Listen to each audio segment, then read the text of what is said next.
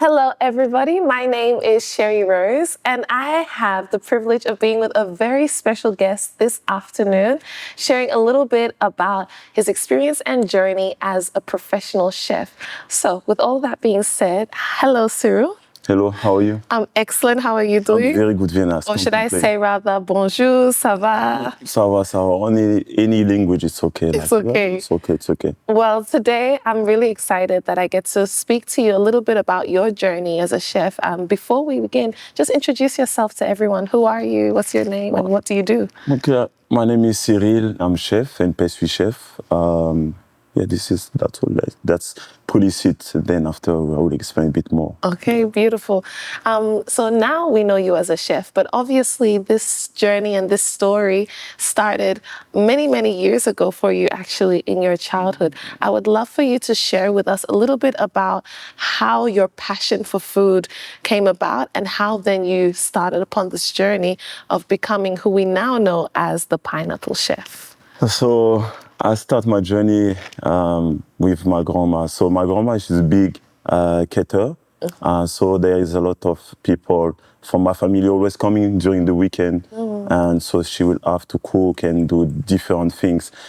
And I was like, okay, I want to help, you know.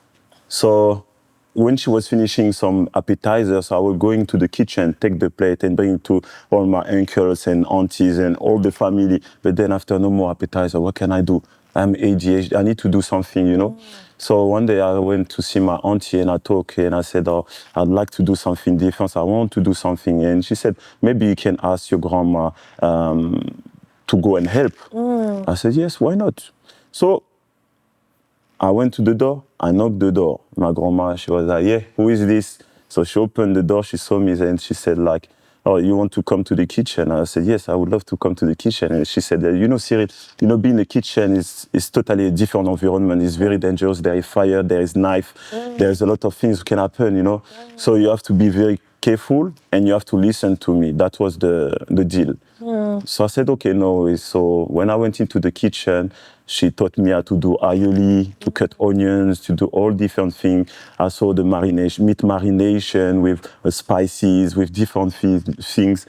And from there, like, it's like, when you are this word ADHD, it's like you are very excited for everything, you know, but when you're in the kitchen, you have to keep your focus on one or two things at the same time. But your focus has to be the very highest possible. So from that, I was like, that's my place. That's somewhere like I feel like, you know, all the different chemical, they're talking to each other, they're talking to you. I know it sounds very, very crazy, but this is how it is. That's how I felt with the kitchen. That's why I fell in love with the kitchen, with the food. Wow, that's beautiful because, like you said, you've really found a place that you felt it wasn't just that you were drawn to it, but you were able to create through it. And you're a very creative person as well. And you come from a very interesting cultural background as well. I'd love to know, how has that influenced your food? Because it's not everyone who, you know, goes to their grandmother's kitchen and, you know, is part of that. So why was that such a big influence for you in your food? So my experience, like, if I can say, my dad is Congolese and my mom is French Caribbean, so she's coming from Martinique. So that what I learned, there is a lot of, even all around my journey, there is a lot of different connection that people don't understand about why pickles on a burger and why we use sauchien. Like, this is like a special dressing to match with all different grilled food, stuff like that. But why acidity? Because the acidity work perfectly with the fat. It's like when you got aioli, you know, aioli, you have to add a bit of acidity, otherwise to wash your tongue. When you eat the aioli, you don't put acidity. The only thing you feel is this heavy texture of fat, of, you know, the yolk on your tongue and the oil, everything. But when you add the acidity, it's cutting down everything. So yeah, so where I'm coming from is more my African roots and the fine dining. You know, all my experiences on fine dining at other places, and plus the French Caribbean, and I try to combine and to do with my craziness and my creativity, and I try to combine all of those and make something different. Awesome. I really love how you touched on a little bit about the science of the cooking, even just understanding how fat and acidity works in food and our taste and experience of that. And I know that you have actually had a lot of experience over the years. You didn't just, you started obviously in your grandmother's kitchen, but you have taken that and made it your passion, your career. I would love to hear just a little bit about what that journey was for you to get to the point where you are now combining those fine dining experiences. Yeah. So my main purpose was to be able to express myself. I mean, like, there is always different way to communication, and I feel like being chef is to communicate different messages. So my goal is to was to bring everything all together and be able to talk with people without talking. So that's some people they got different way to talk. My way how to communicate, where I can communicate the best and the most with people is through dishes. So yeah. So I start with my grandma. I went to school. I learned how to be a chef, a waiter as well. Then 2 years or 3 years later, I came back again in school to learn how to be a pastry chef in 1 year. So which is good. I was very proud of myself.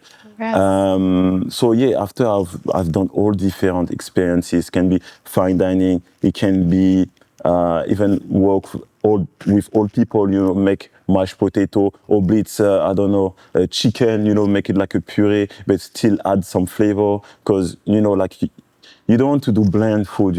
Or even it's bland, like. You have to respect, the temperature of the chicken to not make it too dry or this and that. It's chemical effect. So we are made from chemical. Same thing with everything. Everything surrounding us got a meaning, a special meaning, a chemical effect. So you really wanted to learn and understand how to make food special, whatever setting that you found yourself in. And I want to also talk about that. Why was it important for you to have those different experiences, to work in fine dining, to work in restaurants, to work in local settings, to work in aged care home? Why was that important for you? Because not all chefs take that route, and not all chefs also become pastry chefs as well, because that's a different thing. Why did you go through that whole process? Because for me, I need it. I remember when I was at school, one day my teacher asked me, what do you want to do, Cyril? Like, okay, you are a chef, but what's going to be your achievement? What's going to be next? I said I would love to be a leader of my kitchen and be able to be a pastry and this and that and be a leader and be a good leader. To be a good leader, you need to have all different knowledge. At the beginning, I don't know if I knew that that's how I wanted to be, but I knew that I will have to go all different places to gain a different experiences. Because you can be in fine dining, but you can be there and still learning. You can go and work in food, McDonald's or different food. Fast food and learn from it. I know the knowledge is everywhere. I didn't want to stop myself on only a fine dining chef. I wanted to discover the world and all the different meaning. Because there is always a leader, on different places. There is always a leader who can think, who got a different thought that you are, and then you combine. 1 + 1 is not 2.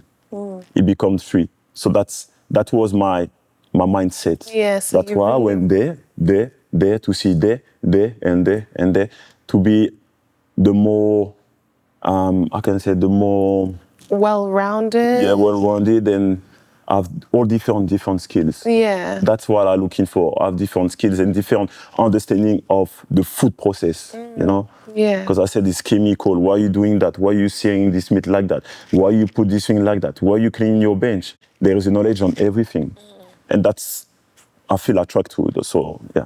That's amazing. And now that you have been able to acquire all of this knowledge and you are here, we know you as the Pineapple Chef. What do you want to, first of all, I'll actually start with, what does being the Pineapple Chef mean for you? And what do you want to do with those experiences? What do you want to create and how do you want people to experience food in this context? So in this context, be the pineapple chef is to communicate again. I'm gonna use always the same thing, but for me it's mainly communication. Because you know when you're working on different field, you got different experiences, but you still breed by the leader, you know. So you have to work the way he's thinking is the best for the kitchen, the whole group, the whole team. But because sometimes I feel like I can't fit in that team, not because I feel I'm better or I'm not humble or something like that, but the way I understand things are totally different. So I just prefer to be in my own and try to regroup all the people I can and make the thing happen for me.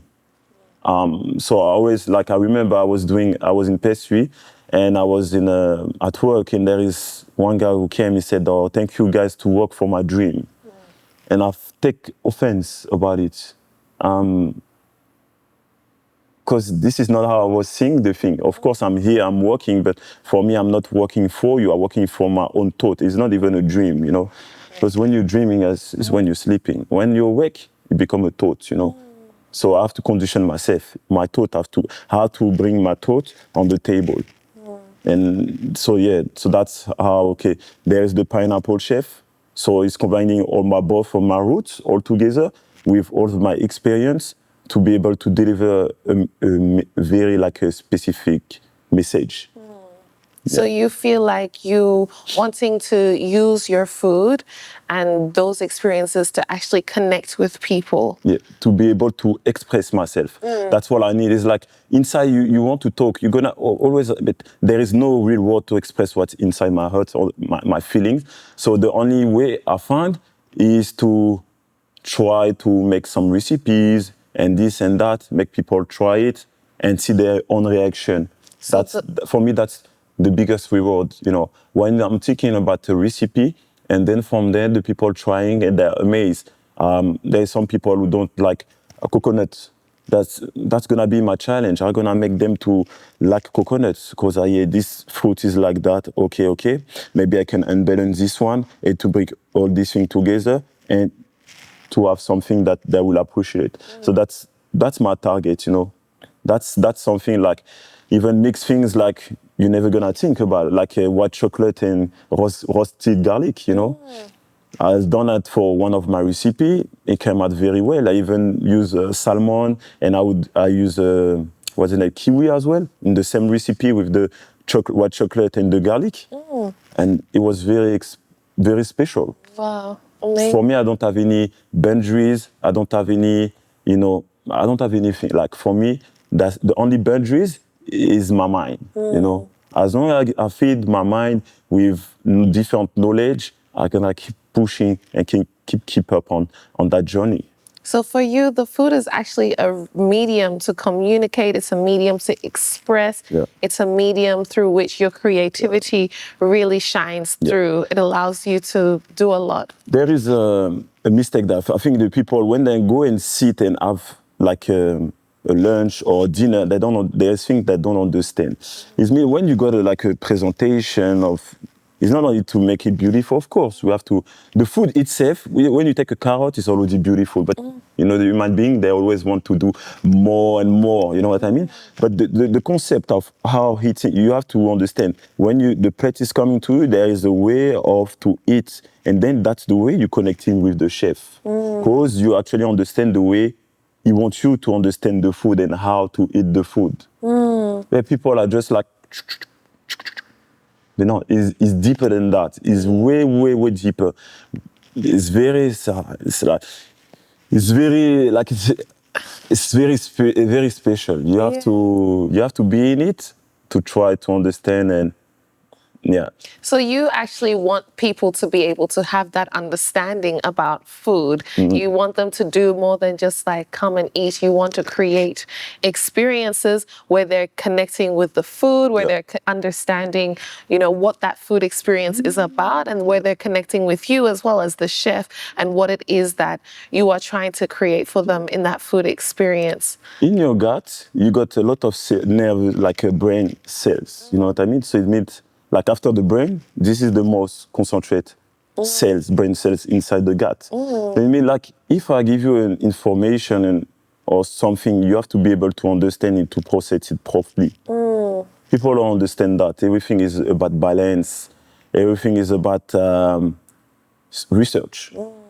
We just like a we just eating everything at any time and this and that, but there is actually there is a meaning for everything. Yeah. When you understand it, that's the way you can process things perfectly.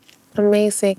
So now for people who are going to experience you as the pineapple chef and your food, what are you bringing to the table, literally and metaphorically? What is it that you want this experience to be for them? What kind of dining and food experiences do you want to create?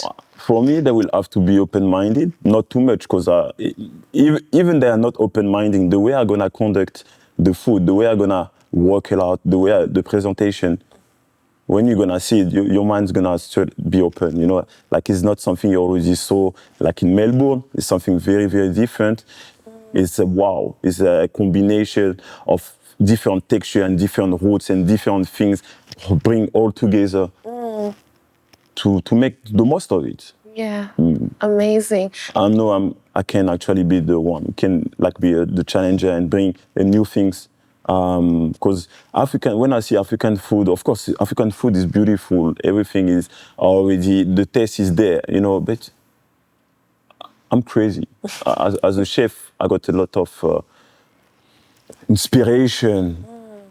I want a lot of commas, you know, like all the question mark, you know, they're there. I can do this thing differently, you know. Yeah. So yeah, that I think I will be ready to challenge myself on that journey, and that would be very cool. And yeah, like you know, like it's also my family, we cook very well, and also for my grandma, she's very, like you want to, people be proud of you, your family member, my mom as well, Yeah. and I know like I'm here and that's what I'm doing, and I know I'm capable to push a bit more and more and more and more. Yeah. So that's, yeah. I never like, simple thing. Always, people gonna say, yeah, Cyril, you always complicated everything.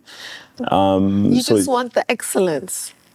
yeah, the excellence doesn't exist, but I just want something like memorable, like. Memorable. You have to be very different, very, very special, very different, even with the atmosphere, with different drinks, with this, with that. This is what I want. This is my thoughts. Yeah. I think we're really excited then to see all that come together. So I think it's beautiful to hear about your background and your experience. I want to know what drives you now and what you're creating at the moment. Like what are you producing? What are you creating? What are you working on right now? At the moment, what I'm working on, I'm just focusing on this drink here. Oh, I know you brought one for us to share later. Yes, gonna be for later. So Tell this us is the about it. drink. It's kind of African inspiration. So there is pineapple, there is ginger, there is mint. But What is it? What is it and what is it called and how did it come about? I'm gonna call that the African kick.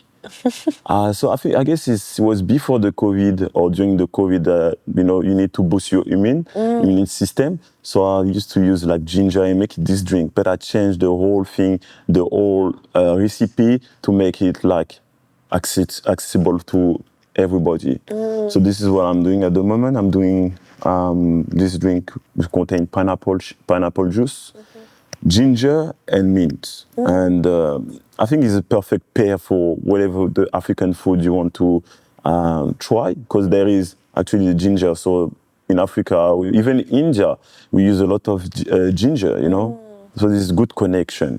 Whatever the thing you got, whatever the food you got, if you try this thing, you're gonna be like, wow, it's even better than wine, whatever. This, for me, it can pair all different things, like fried fish, chicken, grilled chicken, whatever the thing you just drink, boom. Why the African kick is because it contains ginger.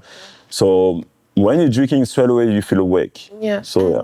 It's actually the flavors of this style of drink is common in like parts of Africa, Central and West Africa in particular. It's actually, and you've kind of recreated it, like you said, to make it accessible, interesting, but it really draws from that aspect of your roots. Yeah, because for me, as I said, I don't like to do what people already done, you know.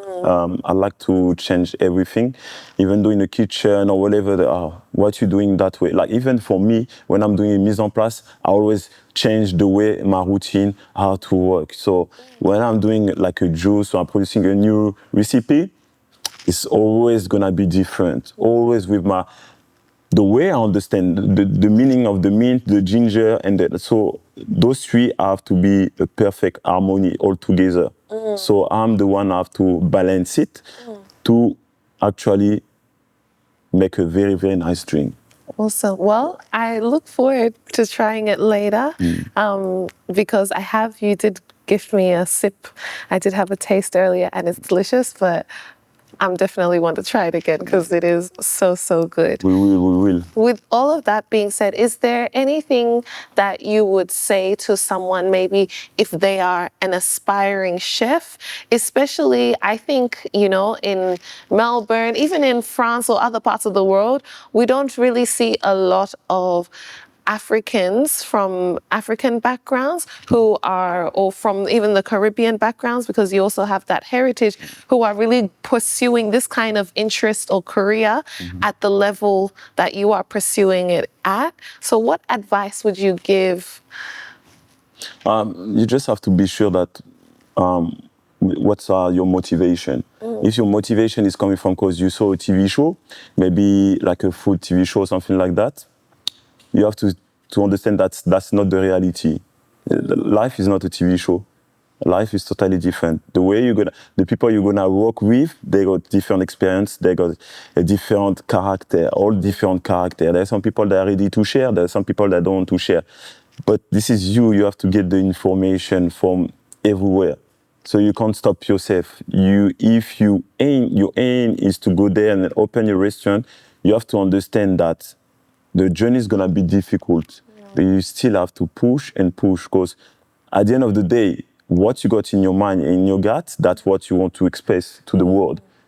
So every time I'm saying that to people, there's people who are born leaders and there's some people who are followers. If you are the one who are leader, you have to be ready to fight. But fight not with people, but fight. Of course, people are gonna be there and be against you, but you know what's in your mind, that's what matters the most.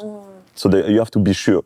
Every morning when you stand, this is what I want to accomplish, this is where I want to go, and this is my only target. It's gonna be difficult. Yeah, life is difficult, but you still have to work towards what you want. And one day you're gonna reach the stage where some people are gonna get interested. Oh, what are you doing? Or can you come and cook for me and do this, do this, do this?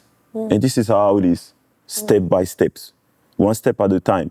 Remind you when you were small, it took time, for you to crawl or even walk or even run. So you always have to implement that in your mind, in your lifestyle, and remind yourself that, okay, when I start, I couldn't walk, but I learned it bit by bit. Evolution come bit by bit. It can take 2 years. Some people are advanced, 2 years.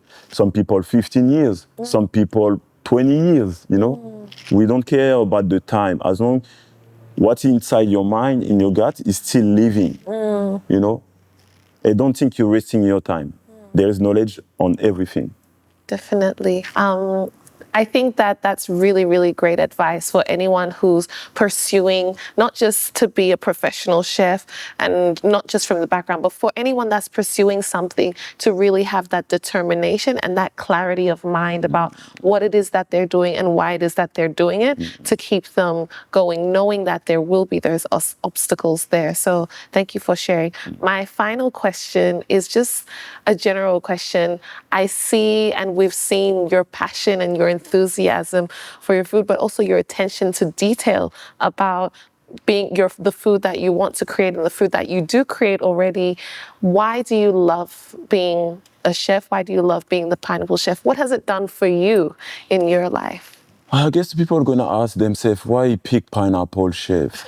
At the really, really beginning, when I start to do some videos, I used to have a special haircut, so the people said, "Oh, what's your name? You should change your name for the pineapple chef." At the beginning, I was like, "This is silly," but this is actually, when I think about it, this food we can find in French Caribbean, so Martinique, and in Congo, and this shape of fruit is very, for me, it's very futurist. It's always on the time, it never get bored. Like when you see this fruit, it's always on time. It's always like in 10 years, it's gonna be the same thing, like, or probably different, but it's still crazy, Yeah. There is the green there is the yellow there, and the taste of it is acidic, a bit sweet, and it's the strength of the pineapple. For me, it's actually qualified, these fruits qualify my cuisine very, very well. Yeah. Even though at the beginning I thought it was silly, but it's actually... and it's very versatile as Yeah. well, pineapple. What was the hairstyle? Yeah, like like really, an literally updo? like a pineapple. Like Like a my hair was like that without putting any tight or tying my hair or something like that. But my hair was standing like that, Yeah. So yeah, the people used to call me, one guy called me pineapple chef, and then I don't know how, maybe they found out, I don't know how, but the people like, yeah, pineapple chef, pineapple chef. So, okay, no. So you just took all of the different Yeah, elements. yeah. And then, because I'm like, yeah, at the beginning I thought it was silly, but yeah, why not the pineapple chef? And why do you love being a chef? Because again, that's How has it helped you? he helped me to talk with people without talking, without saying anything. There is always a journey in my plate. There's always a way how to eat things into my plate. Even though you think that thing doesn't match with this thing, when you combine the whole thing, you're gonna be like, oh, I'm sorry. Yes, it does. This dressing combines very well with this meat and this and that. So as I said, this knowledge not coming from me. This knowledge coming from people before me, like my heritage, stuff like that, So the way I learned people heritage, So when it comes to me, there is already a knowledge, and I just have to implement and add something on top to make it more understandable to those people who don't know about African food or French Caribbean food. And that's where we are. Well, I just want to say thank you so much for being here. Thank you so much for sharing with us your love of food, Thank your you. passion for food and being a chef, and also for sharing with us your story. I'm really, really excited, not just to see what you're going to produce and what's coming next and what you've already started producing, but just from witnessing and hearing more about your passion and your story, I think that there is a lot that you're wanting to create, and there's a lot that you've started creating. And I think to be able to have the opportunity to not just hear it, taste it, and experience it is something that's beautiful on our end that we're going to witness, but also I'm sure it's something you're looking forward to creating. Yes, I do. Very, I do. That's something I'd love, Yeah. Awesome.